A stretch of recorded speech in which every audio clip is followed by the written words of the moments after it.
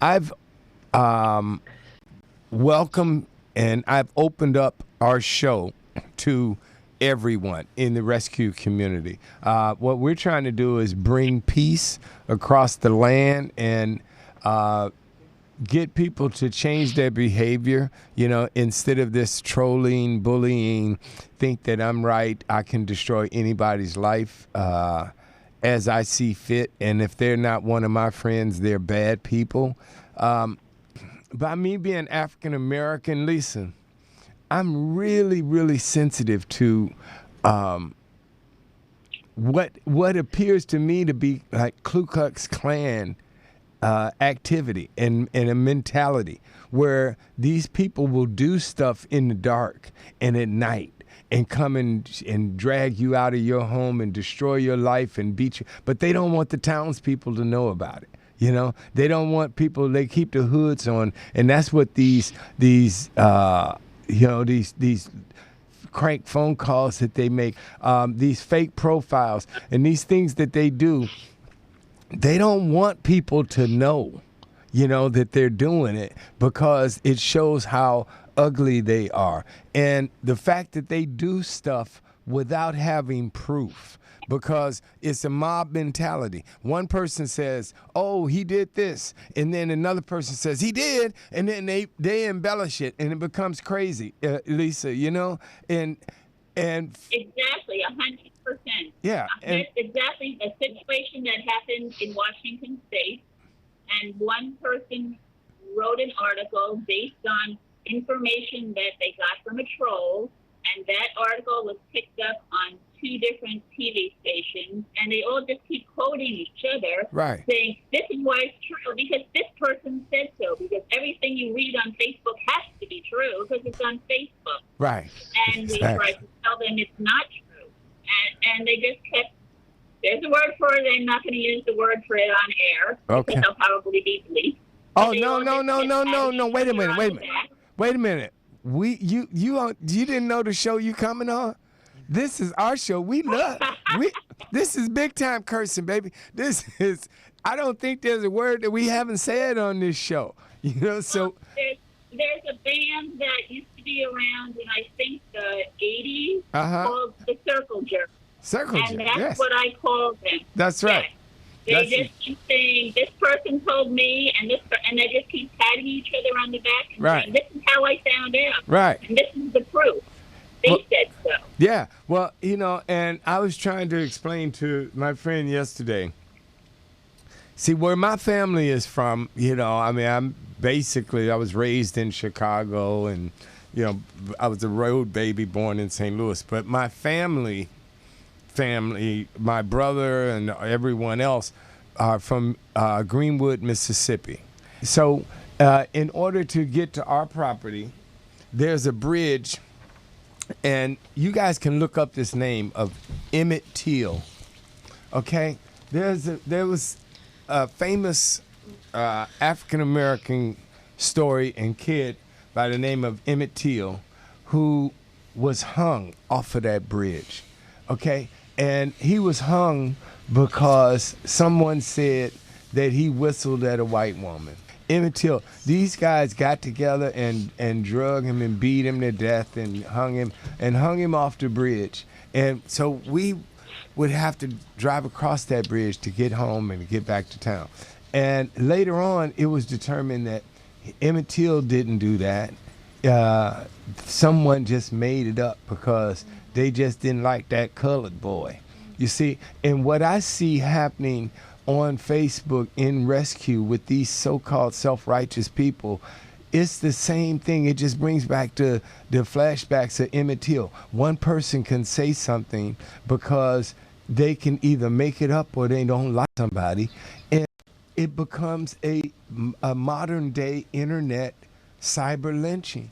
You just destroy somebody's life, and for you to say that you are compassionate for animals and you don't care about destroying a human being's life is insane. And again, and after talking with the FBI, I got a lot better understanding on the insanity that goes into that thinking, because these guys do it as a profession. And I'm trying to stop a murder. I'm trying to stop some suicides. That's why I spend the time and the energy on this that I have, because, just a little bit of time that's the couple of idiots were attacking me. Yeah, I don't understand. It was like a ugly thing, and I was ready to strike back hard in so many different ways. And I grew out of all of that, So I'm doing this to help the people who feel like they don't have anywhere to go. So.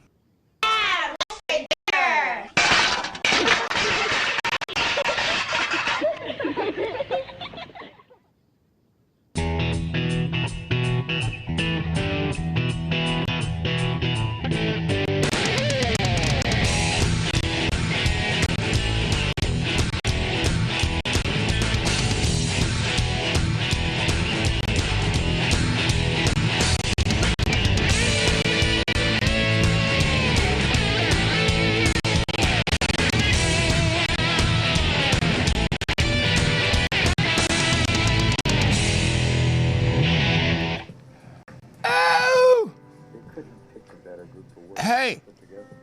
Hello. Welcome back. Wait a second. My computer is doing its own thing here. Oh, it's playing Breeder X. Good morning, world. There we go. All right. Hey, welcome to Foster's Animal World TV. We're Black. And hey, I don't even know if I even want to be here, man. I'll tell you the truth. This vacation, it was truly wonderful. All right? And we've had some good stuff going on.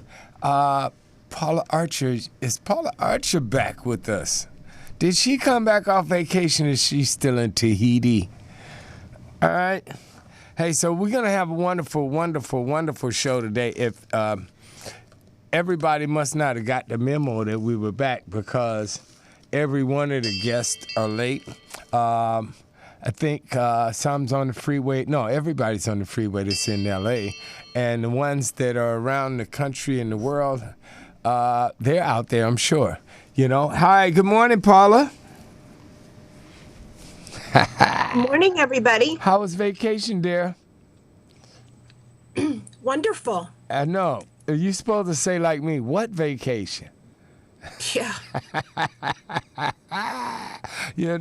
So hey, you got any good news? I'm gonna turn my phone down so it won't ring a couple of times during this. So we're gonna be here a while. How you feeling? I'm good. Yeah? I want to say happy birthday to my son today, Matthew Osterhout.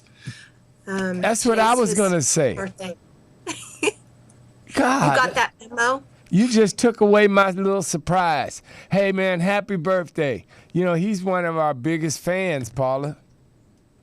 Yes, he is. And a great, great, great, wonderful person, too. And wow, so it's your birthday, too, actually. Yeah. Yeah. It is. Yeah.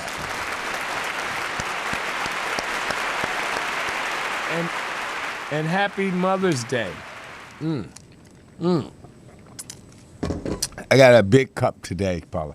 So, hey, today we're going to have a couple of people, to help inform us about, the sad subject of trolling and bullies and, wrapping up some of that stuff. Don't cry, baby. I know.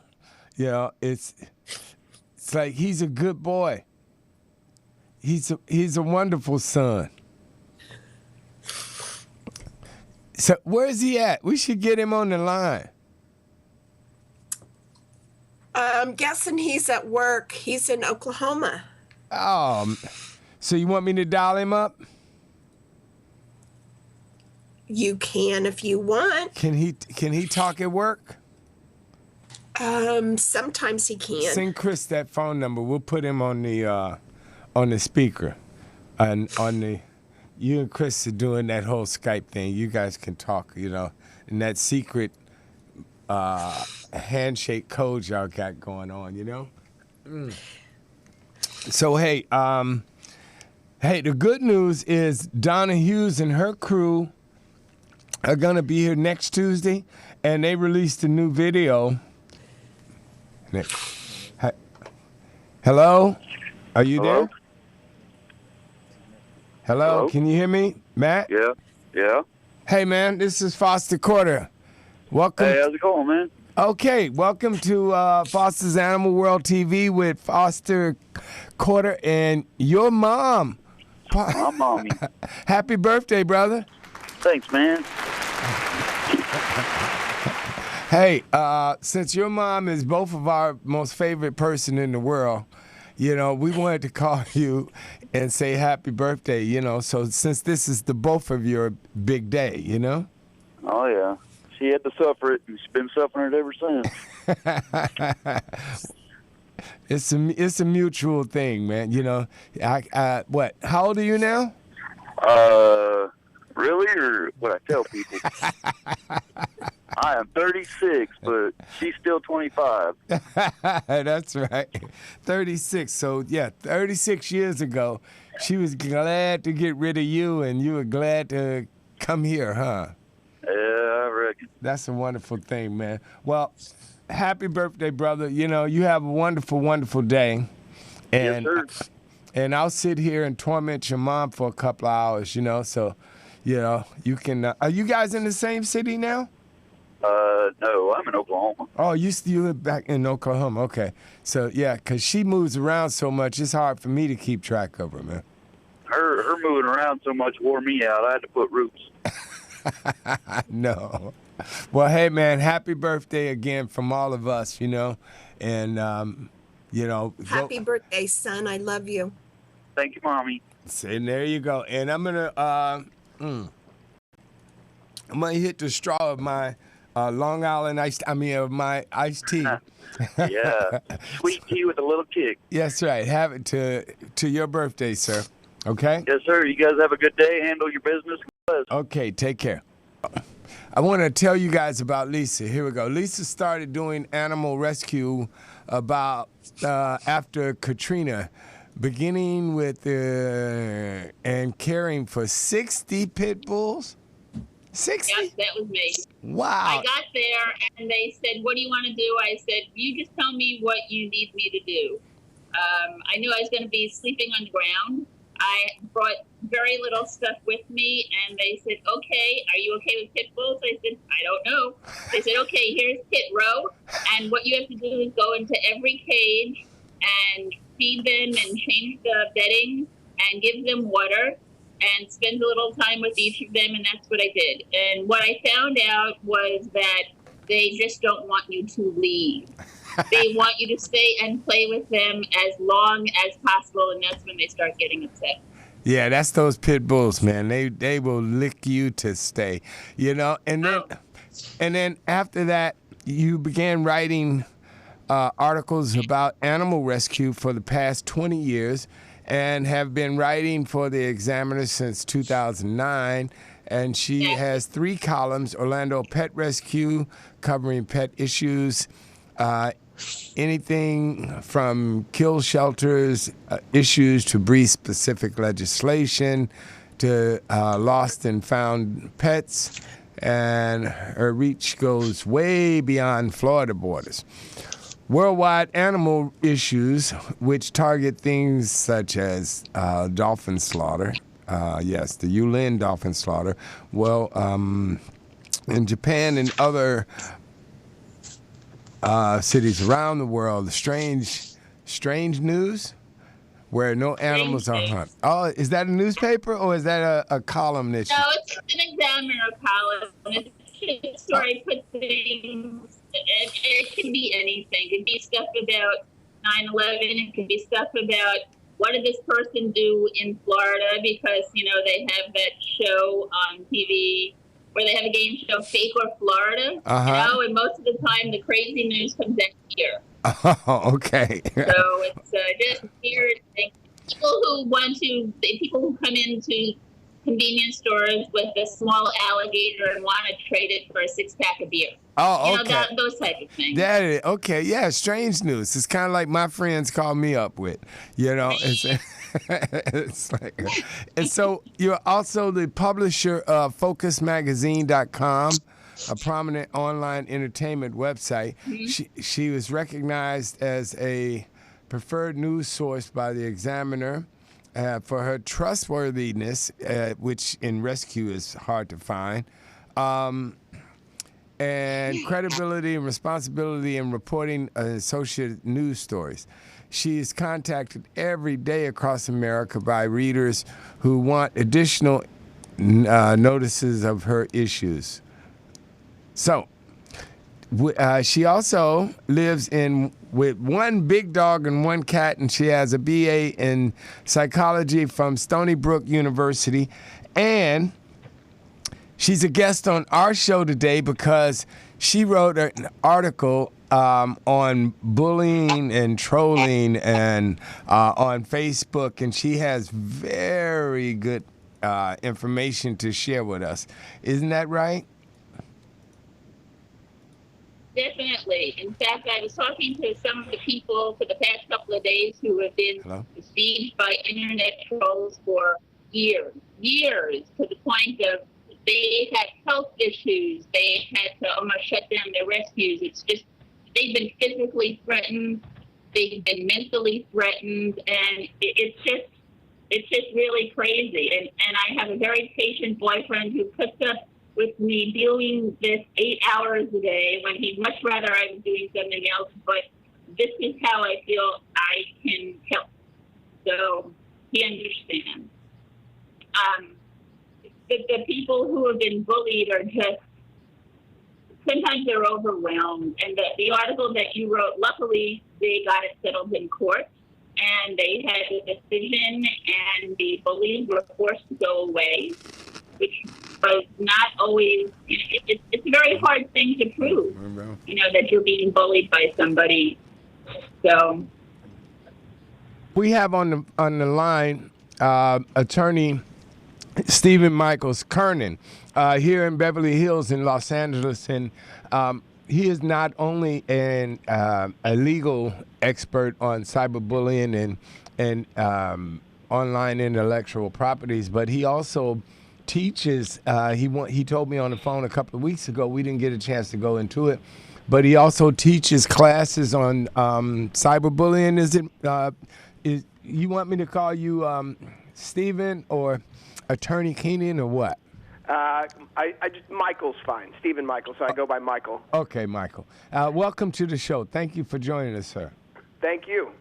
Yes, so I teach a class on social media law, which includes cyberbullying, and we've obviously dealt quite a bit with cyberbullying issues. Mm-hmm. Well, before you go any further, if you don't mind, because we have a large audience and a lot of people who will probably be in need of your service, so could you give them like a contact for you, a website or something? Sure. I think the best way to reach me, if people don't mind, is email. It's mkernan@kernanlaw.net.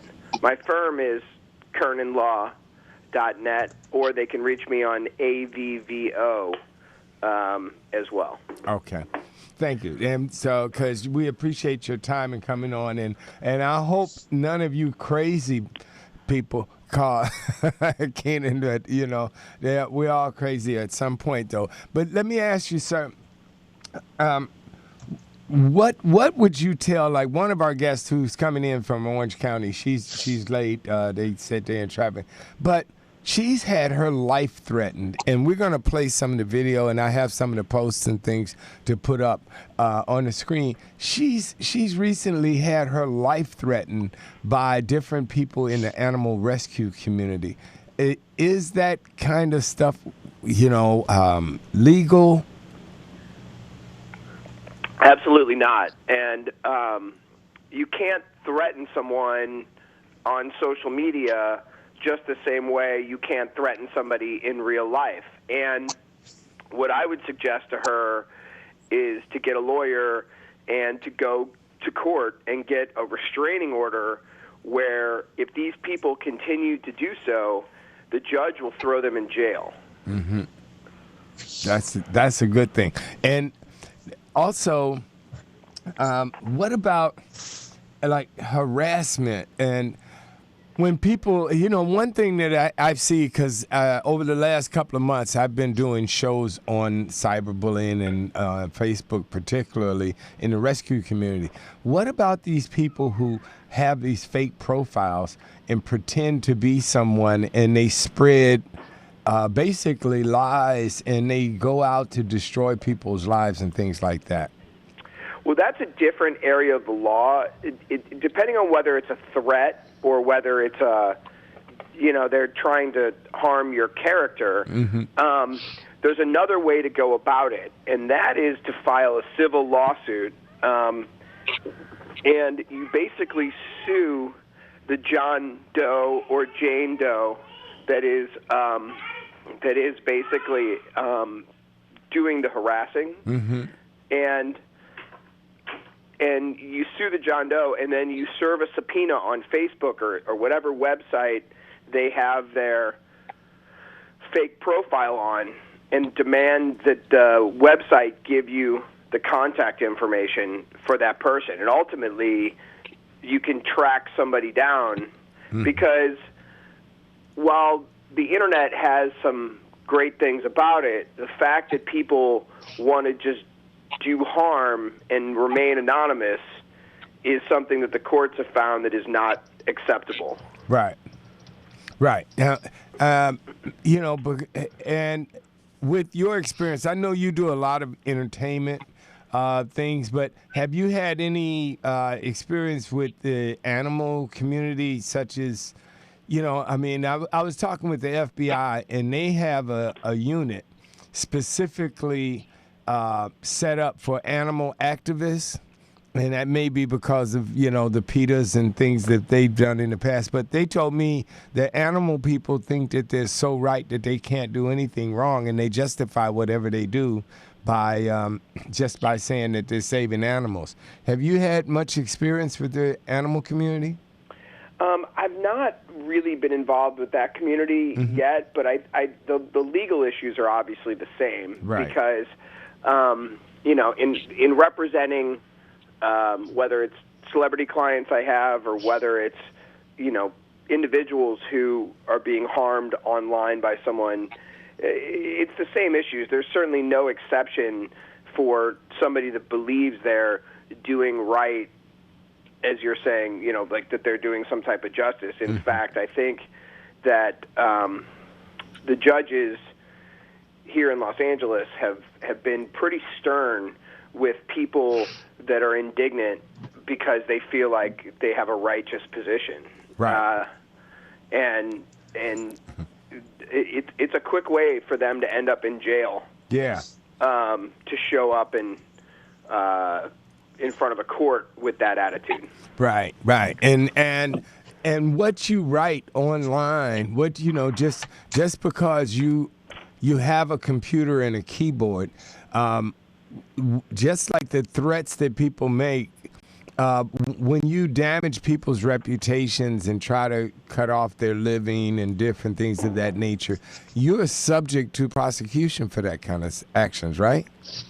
Yeah, you face the same civil liability.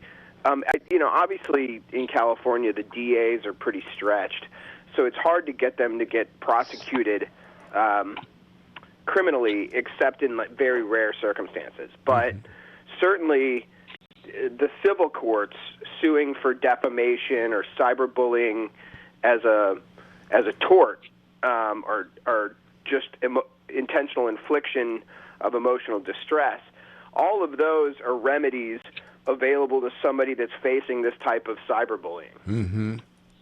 That's truly wonderful. Lisa?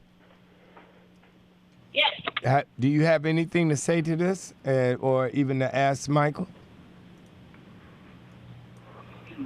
I've never had to be in court for any cyberbullying stuff. My stuff has always been more involved with animal control issues, where they're overstepping their bounds, and animal control wouldn't go out of their way to cyberbully people. But I know that, I mean, I even printed out some of the emails that friends of mine have gotten from crazy people. And I have to say that crazy people threatening to come to their house and bash their face. Right.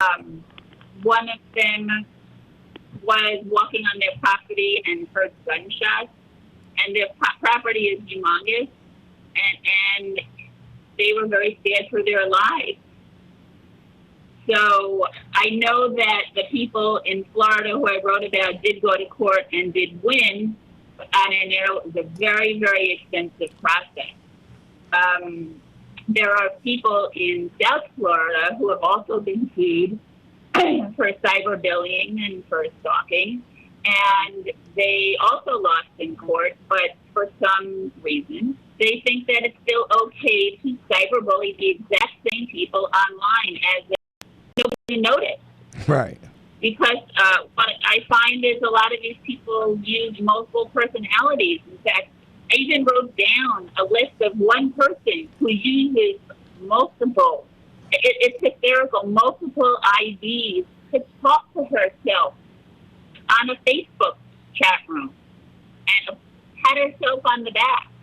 And I'm not going to use her real name, but this is really going to crack you up. Some of her fictitious names for herself are Inspector Gadget, Detective Columbo, Sergeant O. Benson, Detective Dick Tracy, Cagney, Lacey, and Detective Ray. She is too afraid to use her real name because she knows she's not legally able to talk to anybody or have anything to do with rescue whatsoever. And that's what the court deemed. She can have nothing to do with rescue. So what she does is she drives past people's houses and watches what they do and stalks them, physically stalks them. And they have her on videotape doing things like this. So she ends up going back to court over and over and over again. And a lot of people I found think that they're above the law, and then the law comes down on them and they find out they're not above the law.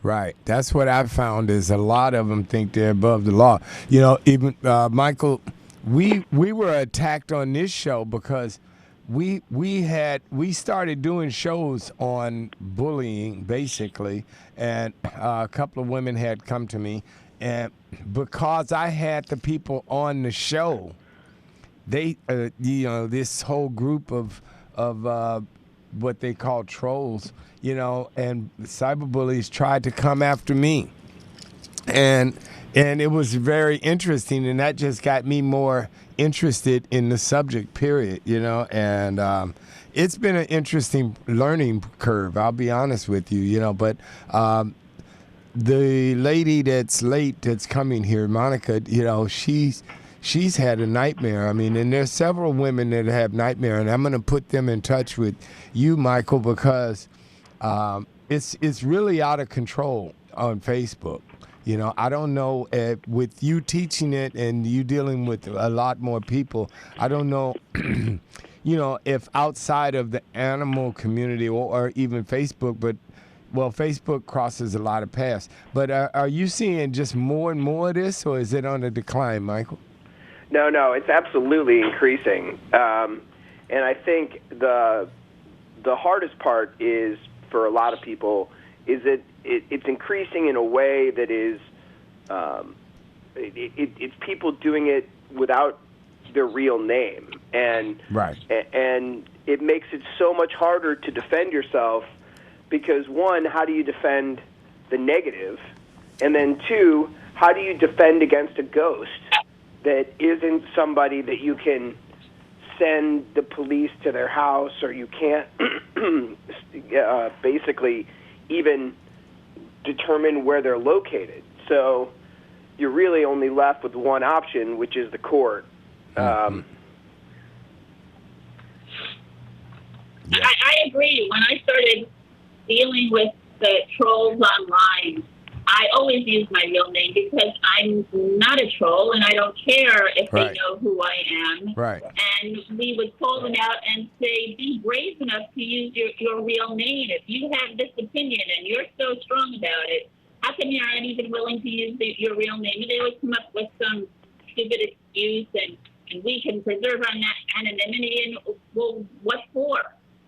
Right. You know, that doesn't make your case any stronger. It just makes you look like an idiot. Exactly. And so, Michael, when you mentioned earlier, so it is possible so that the court can subpoena Facebook to get all this digital information that people think has gone away, huh?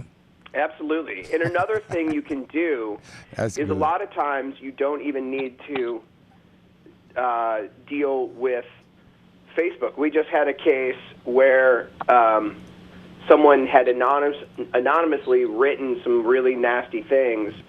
So we sued a John Doe and got the court to find that the things that were written were defamatory. And the social media website didn't want to give us the information, but when the court found that the things were defamatory and improper, the court ordered Facebook to take it down, which they delayed on. So we went back to court, and you can get a order that Facebook has to come before the court and explain why it is not following the court order. Yes. If it happens. This was not Facebook. It was a different website. Right. I'm using it as an example. Exactly. But, and then when they get their lawyers involved, ultimately, for the most part, they're not. They want to stand behind free speech. Right. But cyberbullying is not free speech. Right. It's not protected speech. Mm-hmm. So initially they'll stand on principle, and that's why it becomes so hard for people to do it without a lawyer. But later, once you say, look, this has already been found not to be free speech by the court, then it's nothing that can be protected. Mm-hmm. Because the idea behind all of this, obviously, is that when we started our country, we'd had a lot of problems with the king, and so we wanted for people to be able to speak freely against tyranny. But ultimately, that First Amendment protection that is, obviously very sacred in our country, has been used and abused to now where people try to use it to do really nasty things. Correct.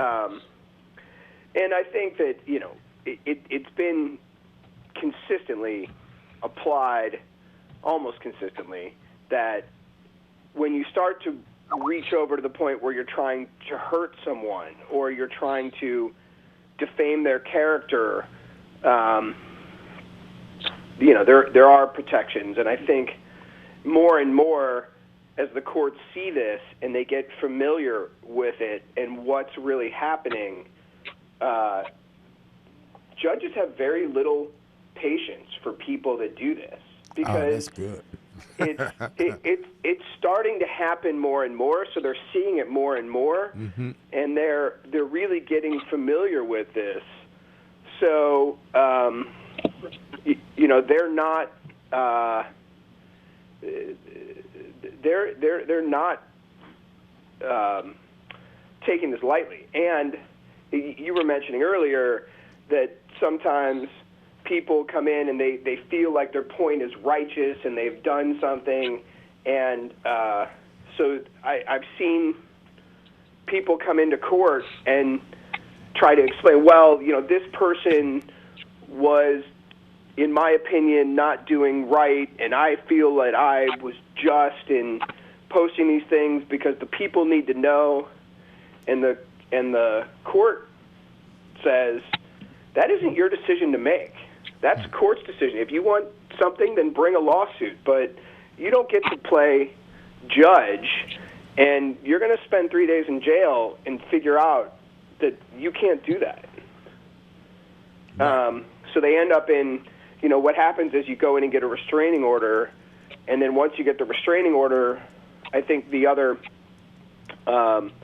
guest had mentioned somebody in Florida had gotten a restraining order, and then they were continuing to be cyberbullied online. And we've had success with when that type of cyberbullying online happens, we link it back to the person that already has the restraining order, and you bring the person back before the judge to explain why they have violated the restraining order, and that consistently either ends them up in jail or with a big fat fine. Mm-hmm. Yeah, that's perfect. And it's interesting because I got serious about it, Michael, because I see building in the rescue community, is somebody's going to get killed. I feel like it's enough of the bullying, and because this is a situation. What you're saying, that people have legal options, but there's some people that really just don't have money, and some of these bullies have destroyed people's lives and incomes, so they can't make money. They're trying to recover, and they've been dealing with this stress and anxiety of these people attacking them for a year or better, and they don't have this information that we're sharing now. That's why I'm trying to let people know that there are options, because I have at least 10 people, Michael, who have contacted me either ready to hurt someone or hurt themselves, and it is just it's sad, to be honest with you, and I'm trying to prevent some murders or suicides, to be honest with you. How expensive is it, on that note, for those out there who have limited funds? How expensive is it to bring a case against someone? Well, I mean, I think that if you really don't, I mean, obviously it's better to do it with a lawyer, but if you don't have funds,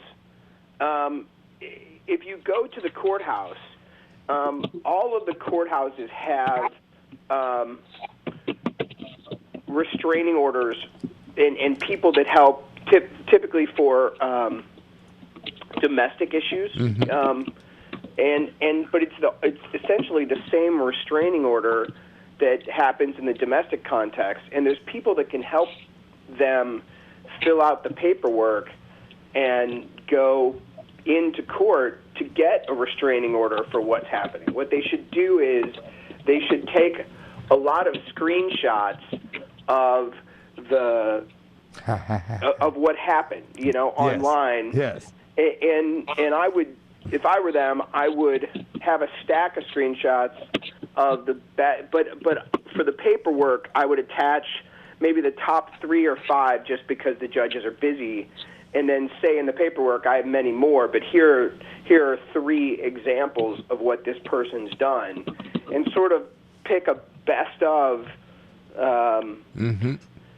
the worst things that people have said. Right. Particularly anything that suggests violence is something that is going to move right to the top of the judge's mind. Yes. Yes, that's amazing.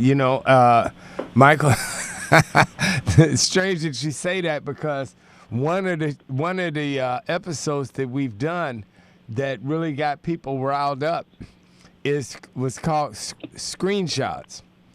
Yeah, and I've said I was gonna start doing a regular segment during the show called Screenshots. Because of so many of the screenshots that I have in my files now from this whole experience, and that people have shared with me, with just vile, evil statements and things that people just feel free, like there's no repercussions behind this stuff. Now, let me ask you this. So it's interesting that you say take the screenshots, because we got piles and stacks of them. Are there any statute of limitations? Well, each action would create a new a new time frame. A new time frame. But and so and that's really important too. Right. You know, when I said the best of thing, Uh-huh. I should add to that to say the court doesn't. It has to feel that you're threatened. Mm-hmm. So if something's 3 years ago in time, or even a year ago in time, the court says, look, you know, this isn't something where you're immediately threatened that you need my immediate action. Mm-hmm. But what you can do is wait for something new to happen. Mm-hmm. Take a screenshot of, you know, this happened last week, and you know, I think it's going to continue to happen. And here are some other things. Another thing they want to establish for the court is that it happened recently, mm-hmm. or they want to wait till it happens again, mm-hmm. and then go in.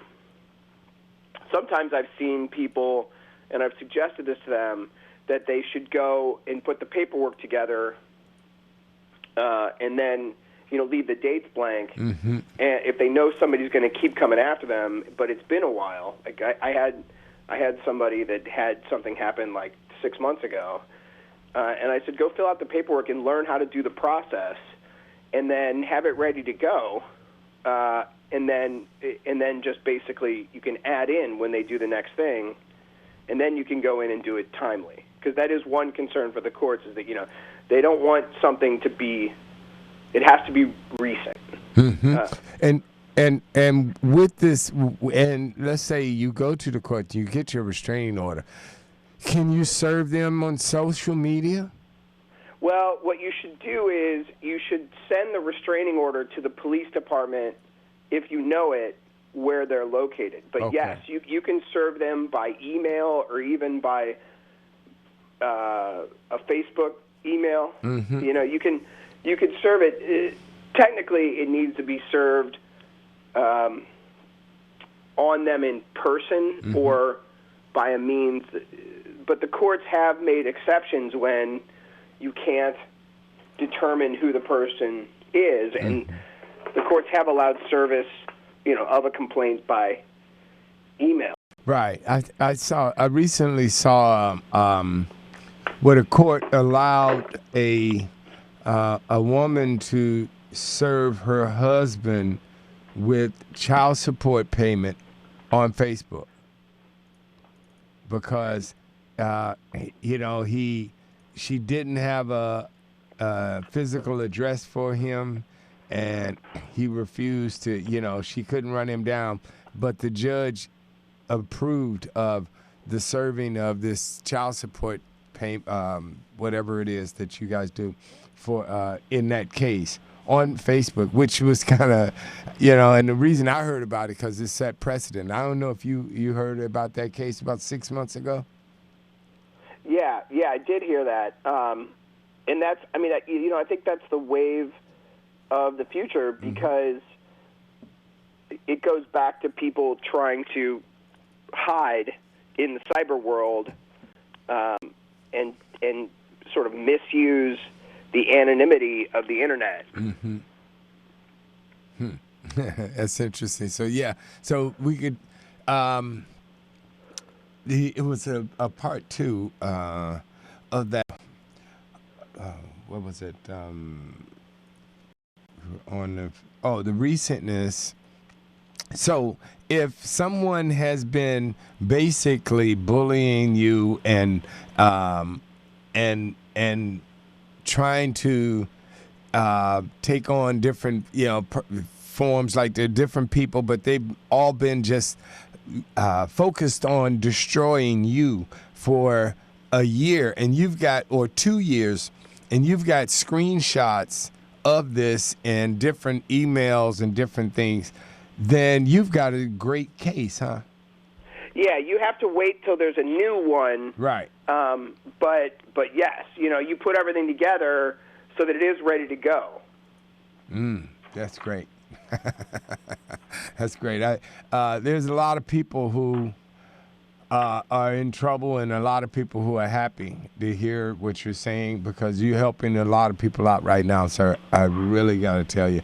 And I have to give you a heads up. I have to be in court. I'm appearing by court call, and people should know that there's a way that they can appear telephonically now, at least in the Los Angeles courts. Wow. You could appear by court call for certain things. But I have an appearance in a few minutes at 8:30 a.m. Well, we can let you go. We appreciate so much, the time already that you've given us. I want you to be able to prepare your case so you can win. I prepared all late last night, but yes, I'm ready to go. But yes, I really appreciate what you're doing. And again, if anybody needs to contact me, my email's mkernan, Kernan, at kernanlaw.net, or if they search me on AVVO, they can find out about me, Stephen Michael Kernan. That's right, or call me and I'll put you in touch. You guys know it, or contact this show. Thank you so much, sir. Thank you so much. Okay, bye-bye. All right, bye-bye now. All right, Chris, Paula, take it away. Okay, first up, we have Lady. Lady is a black lab mix, and she's young. She has some skin issues. She needs some help to get out of the shelter. Next up, we have Rocky. Rocky's in the same situation. He needs to get out of there. He is a male, obviously. He is a senior. And next up, we have Kay. Kay is a black and white pit mix, and she is just so lovely.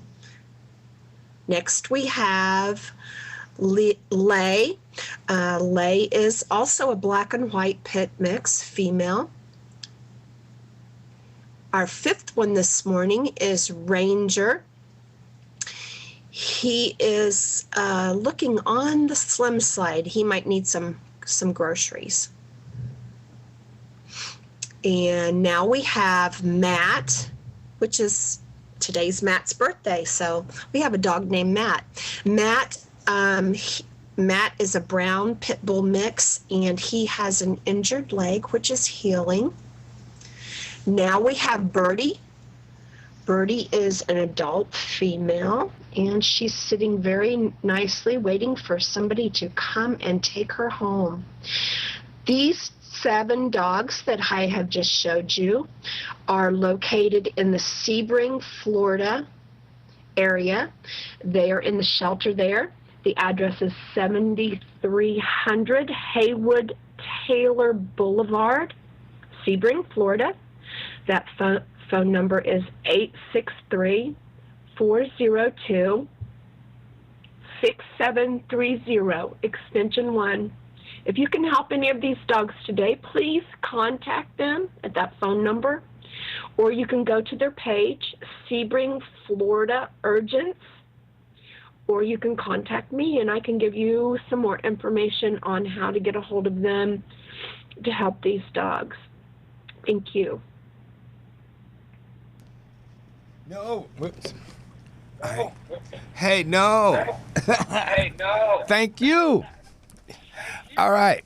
Paula? Yes? You going to make me start crying? I'm sorry. That's all right. Just keep going. Right. But see, the only problem is I can't tell people why you're crying, and you that makes me bad.